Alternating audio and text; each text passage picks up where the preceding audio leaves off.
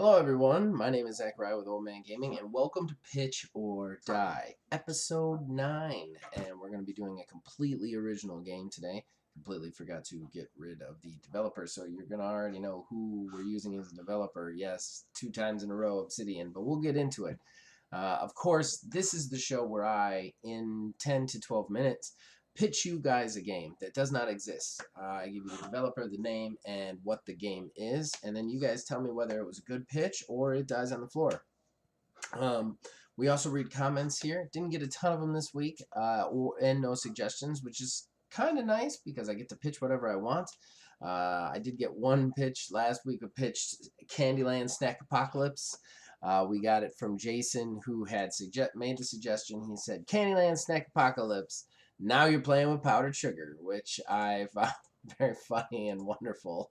Thank you for that comment, Jason. So I am pitching my favorite pitch of all time. This is, if I were to make a video game, this is the game that I would make first and foremost.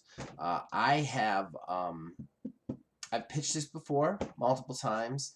Back when we used to do Horrible Arena for the podcast on this channel. And yeah, so it's not going to be new to anybody who's a longtime listener of the podcast. Either way, this is a kind of one of my very few completely original ideas, and so I really want to pitch it to you guys. And of course, the developer for this game is going to be Obsidian. The reason, mainly for the same reasons I gave last time, they are very good at taking whimsical subject matter and making it into something a little bit more serious. I will say one thing that would potentially throw off this developer is the fact that my game will be using procedural generation. However, I think Obsidian, this would be a great first game foyer into the procedural generation. So what am I pitching today? This game is called The Yards. And yeah, so here's the premise. Look, you might have been a country kid, you might have been a city kid, but if you were a suburb kid, there was this effect of cutting through yards, cutting through people's yards, climbing their fences, shortcutting through the neighborhood. Basically, when you have these grid-like suburban homes, you have these yards that just kind of like back up to each other. And then, you move through them. A lot of times you make friends on the other side, or you use them to pass through. You use them to play as well. And back when I lived in Cleveland Heights, there was a lot of yards that were just kind of linked together that you would use all in your games. So what I decided to do was make something. The yards is a little bit more of a serious take on that kind of premise. Okay, so the premise of this storyline is you are part of a group of 5 friends. These are young preteen kids between the ages of 9 and 12, and they want to build a treehouse themselves, but they have neither the money nor the inclination nor whatever. So what the idea is then is you get this procedural generation where you do runs, where it procedurally generates a series of yards. So let's say 10 yards next to each other, 5 going either way. And then you get to enter one of the 2 yards. This will be a third-person action game mostly. But when you enter the yard, there may or may not be resources that you can use to potentially bring back to build a treehouse. There also might be resources you can have to upgrade your weapons and equipment. And there also might be other different collectibles that just help you get further through the yards. But there will also be challenges. Those challenges range all over the place. You might be challenged with a dog that you have to battle, or a group of bullies that are in that yard that are going to try and take you on. Maybe an old man who's yelling at you, and that gives you another challenge, whatever that might be. Maybe it's a stealth thing, and you have to get past the old man, and if he catches you, he calls the cops. So each yard has kind of its own procedural generation and its own thing to it. Then what you do is you collect as much as you can, and the idea is you get through the yards however you can. Another cool kind of aspect to this is that each yard itself will also have a fence, maybe no fence, but a fence of some sort, and the fence rating is how you have to get over that fence. So sometimes you will make runs and you won't have equipment that you can even use to get into the new runs. Like the fence might be too high to climb over, or the gate might be too rough for you to lockpick your way through. Now, how will you be doing this? You get to pick one of 5 classes, and you get to create your own kid. The 5 classes are Meathead, Shot Caller, Four Eyes, Scaredy Cat, and Troublemaker.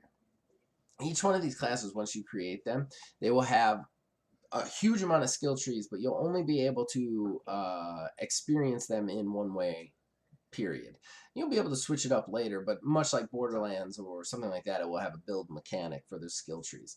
Now, each one kind of centers around its own specialty. Obviously, a Meathead is the big fist fighter tank sort of class. You've got your Shot Caller, which is all about giving buffs and debuffs to both enemies and alliance members. The Troublemaker, which is all about the stealth, all about the rogue aspects of things. You have then the Scaredy Cat, who is all about heal buffs and keeping people alive, sustainability, but they don't do well in a fight, obviously. As well as, and then finally the Four Eyes, who is really good with figuring out what kind of equipment you need, locating and knowing what kind of parts you need for your treehouse, as well as on the fly engineering in the moment. So once you do a run, you return to your treehouse or lack thereof, and you use the things that you collected to start building out your treehouse. So there'll be this building aspect as well, much in the kin to the same way as Grounded will build, but this will be a much more in-depth way to build one thing, and you'll actually have to go through and build each little chunk of it, each little part. But you get to design it and do it any way you guys want. By you guys, I mean the biggest draw of this game will be dedicated servers. So you pick 5 friends off your friend list for whatever, and you start a game. Those 5 friends are all working on that same treehouse. If they go in alone, they're working on the treehouse. If they go in with other people, they're working on the treehouse. But the other people will be your friends. You can, of course, have them jump to other servers to play with other people with that character, but that character is still working on your treehouse, your 5 friends treehouse. So it gives you this sense of like, this is my group, this is what I want to be with, and we're building this treehouse together. So you'll have this very social aspect to it too, where you get to be like, oh, this is our group. You can even name your team and stuff like that. So like the reason you'll be able to do these dedicated servers is because you're just really having the dedicated servers on the treehouse. Everything else will load into a separate thing where things are procedurally generated and whatnot. So yeah, I came up with this game probably the first year of the podcast. I think it was the first thing I ever pitched on Horrible Arena, and it's one of my closest to my heart's wants to make as far as a game is concerned. I think it's a really cool idea, and it would be really fun to like share something like that with each other. Now, again, when you get back to the treehouse, there is another thing that you can do. You can also craft weapons, equipment, armor, stuff like that. But they're all like armor from the stuff you like snake out of these yards, such as like a Nerf ball or like whatever, or like a piece of string or something like that. To go back in. That's another thing that the Four Eyes will do for your group is all of the equipment, since it's just hodgepodge together, has like a durability that goes down each time you use it. So you have to keep re-upping your equipment, whereas if you've got a Four Eyes, they can continually repair it to kind of keep it going, managing it, and not letting your equipment break in the field or possibly in the whole run. So yeah, so that's my game, my pitch for the yards. I do want to add one other thing to it. There will be occasionally, this probably would be DLC, but occasionally you'd find a yard with an abandoned house, like a haunted house, and you could actually go into the haunted house, which would be almost like raids. Like it would be like really heavy like resources you could pull out of it, but a lot more dangers. And I think that this game would just speaks to something in me, that small child. I hope it speaks to the small child and all of you guys. So you gotta let me know. was it a good pitch or did it die? Like, this was my first pitch ever, so I want to see what you guys think of it. And I think the only one to bring this game to light, just because of their work on Grounded, is Obsidian. I keep pointing it the wrong way. Is Obsidian. So I hope you guys agree with that. In any case, you guys can contact us on Facebook at OmegaGamingH, on Twitter at OmegaGaming9. You can join our Discord. Links in the description below. You can influence us in all of our shows from there. Ladies and gentlemen, boys and girls, as long as you keep watching and listening, I will keep making them. And I think tomorrow, Stella's show might make a return. So keep an eye out for that. See you guys.